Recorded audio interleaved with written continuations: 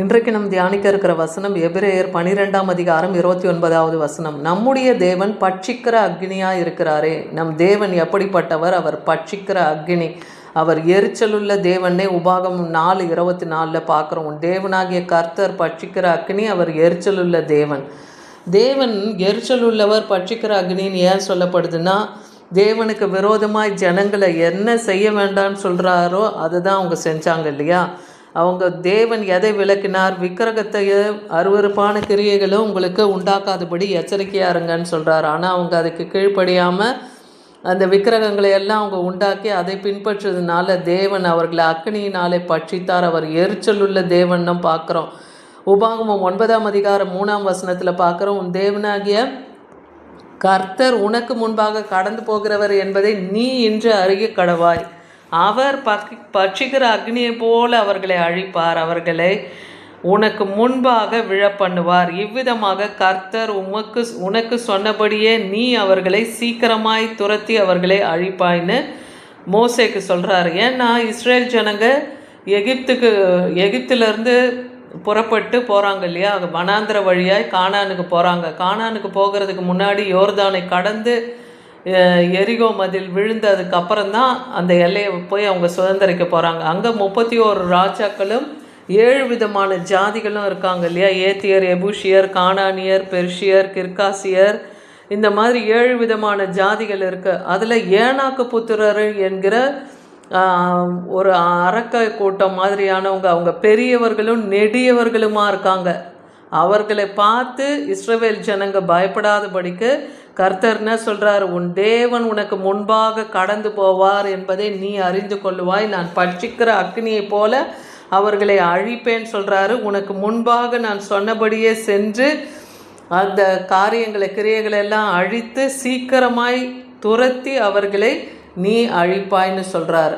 அதுபோல் தேவன் பயங்கரமான பராக்கிரமசாலியாய் அன்னைக்கு இஸ்ரவேல் ஜனங்களுக்கு மத்தியிலே அவர் வெளிப்பட்டார் இல்லையா. அவர் பட்சிக்கிற அக்னியாய் வந்தார், எரிச்சலுள்ள தேவனாய் அவர்களுக்கு வெளிப்பட்டார்னு பார்க்குறோம். அத்தகைய நெடியவர்களை, அந்த ஏனாக்கு புத்திரர்களை எல்லாம் தேவன் அவர்களுக்கு முன்பாக துரத்தி அவர்களெல்லாம் பட்சித்து அழித்து போட்டார்னு பார்க்குறோம். எபிரேயர் 10ஆம் அதிகாரம் 27வது வசனத்தில் பார்க்குறோம். நியாய தீர்ப்பு வரும் என்று பயத்தோடு எதிர்பார்க்குதலும் விரோதிகளை பட்சிக்கும் கோபாக்கினை இருக்கும். கடைசி காலத்தில் நியாய தீர்ப்பு என்று ஒன்று உண்டு இல்லையா. ஆண்டவராகிய இயேசு கிறிஸ்து அதி சீக்கிரத்திலே வரப்போகிறார். அவர் மகாராஜாவாய் வரப்போகிறார். அது மாத்திரம் இல்லை, அவர் அவனவனுக்கு கிரியைக்கு தக்க பலனை தன் கரத்திலே கொண்டு வந்து நீதி நியாயத்தை அவர் சரி கட்ட போகிறார்.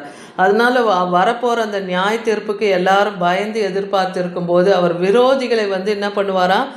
பட்சிக்கும் கோபாக்கினியாய் அவர்களை பட்சித்து போடுவேன்னு சொல்கிறார்.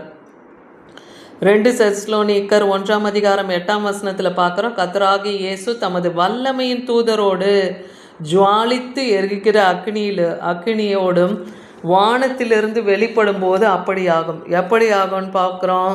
அதுக்கு முந்தின வசனத்தில் தேவனை அறியாதவர்கள், சுவிசேஷத்துக்கு கீழ்ப்படியாதவர்களுக்கு தான் அந்த பட்சிக்கிற அக்னி அவங்கள சுட்டு எரிக்க போகுது, அவங்கள அழித்து போட போகுது. தேவனுடைய நீதியுள்ள ஆக்கினையை செலுத்தும்படியாக அவர் வரப்போகிறார். அப்போ தான் அவர் வல்லமையின் தூதரோடு ஜுவாலித்து எரிகிற அக்னியோடு வானத்திலிருந்து வெளிப்பட்டு அப்படி அவர் செய்ய போகிறார்னு பார்க்குறோம். ஏசாயா 66:15 பார்க்குறோம். இதோ தம்முடைய கோபத்தை உக்கிரமாகவும் தம்முடைய கடிந்து கொள்ளுதலை அக்னி ஜுவாலையாகவும் கர்த்தர் அக்னியோடும் வருவார்னு வேதவசனம் சொல்லுது.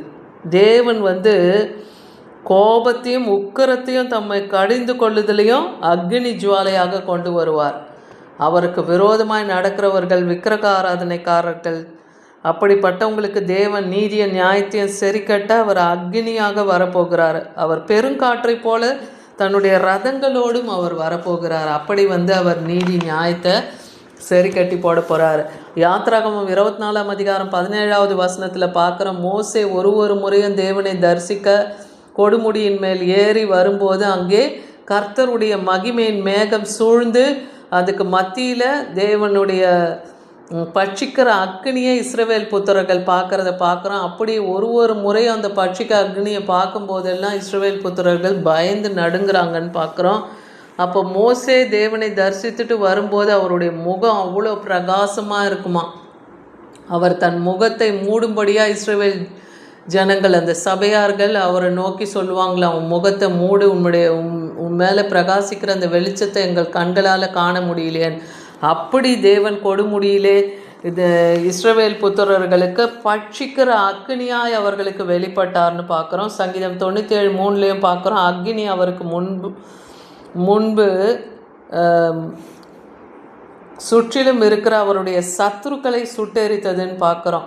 அதே போல் கர்த்தருக்கு விரோதமான சத்துருக்களை அவருடைய அக்னி என்ன பண்ணுச்சான், சுட்டெரித்து போட்டது. அவர் பட்சிக்கிற அக்னியாக இருக்கிறதுனால தேவனுக்கு விரோதமாய் நடக்கிறவர்களுக்கு அந்த பட்சிக்கிற அக்னி சுட்டெரித்து போடும். இன்றைக்கும் தேவன் வல்லமையுள்ளவர். இன்றைக்கும் அவர் பட்சிக்கிற அக்னியாகவும் எரிச்சலுள்ள தேவனாயும் தான் இருக்கிறாரு. சங்கீதம் 50:3 பார்க்குறோம், நம்முடைய தேவன் வருவார், அவர் மௌனமாக இராமல் அவருக்கு முன் அக்னி பட்சிக்கும், அவரை சுற்றிலும் மகா புசல் கொந்தளிப்பாக இருக்கும்னு வேதவசனம் சொல்லுது. அப்போ அவர் பாவத்தை பாராத சுத்த கண்ணர். அவர் அக்கிரமத்தை வெறுக்கிறார், நீதியை தான் தேவன் விரும்புகிறாரு. நீதியை விரும்புகிற ஜனங்களுக்கு அந்த நீதியை சரி கட்டுவார். அக்கிரமத்தை விரும்புகிறவர்களை அக்னி தான் பட்சிக்கும்னு சொல்கிறார். அது மகா புசல் போல கொந்தளிப்பாக இருக்கும்னு சொல்கிறார். என்னாகமம் 16ஆம் அதிகாரத்தில் 35வது வசனத்தில் பார்க்குறோம், அக்னி கர்த்தருடைய சந்நிதியிலேருந்து புறப்பட்டு தூபம் காட்டின 250 பேரை பட்சித்து போட்டதுன்னு பார்க்குறோம். இங்கே ஆசரிப்பு கூடாரத்தில் மோசேவும் ஆரோன் குடும்பம் தான் ஆசாரியர்களாக இருந்தாங்க. அவங்க தான் தேவனை ஆராதிக்கிறதுக்கும் அவருக்கு தூபம் காட்டவும் அந்த மகா பரிசுத்த ஸ்தலத்தில் போக முடியும். மற்ற யாருமே அது உள்ளே போக முடியாது. அப்படி போனால் அக்னி, தேவனுடைய அக்னி அவங்கள பட்சிக்கும். ஆனால் இங்கே கோராகு புத்திரர்கள் மோசேக்கு விரோதமாக பேசி, நீ மாத்திரம்தான் உள்ளே போகணுமா, நீ மாத்திரம்தான் பரிசுத்தவானா, நீ மாத்திரமாக தான் தேவனை ஆராதிக்க முடியுமா அப்படின்லாம் சொல்லி தேவனுக்கு விரோதமாக, மோசேக்கு விரோதமாக அந்நிய அக்னியை எடுத்துக்கிட்டு 250 பேர் அந்த ஆசரிப்பு கூடத்தில் தேவ சமூகத்தில் போகிறாங்க. அந்த அக்னியை நான் எடுத்துகிட்டு போகும்போது தேவ அக்னி அவங்கள என்ன பண்ணுது, அத்தனை பேரையும் பட்சித்து போட்டதுன்னு பார்க்குறோம். 250 பேரை தேவ அக்னி பட்சித்து போட்டது. அதே போல் இன்றைக்கும் தேவனுக்கு விரோதமாய் அந்நிய விக்கிரக கிரியைகள், தேவன் எதை அருவருக்கிறாரோ அதை நாமும் அருவறுத்து தள்ளுகிறவர்களாக இருக்கணும். அப்படி இல்லைன்னா பட்சிக்கிற அக்னியினாலே பட்சித்து போடுவார். இன்றைக்கி மனம் திரும்பி கர்த்தரிடத்தில் நாம் திரும்பும்போது கர்த்தர் நம்மை ரட்சிப்பார். அவர் அன்பான தேவனாகவும் இருக்கார், அவர் பரிசுத்தமுள்ள தேவன், அவர் நீதியின் தேவனாக இருக்கார். நீங்கள் எப்படி இருக்கீங்களோ அதை போல் தேவன் உங்களுக்கு வெளிப்படுவார். ஆமேன்.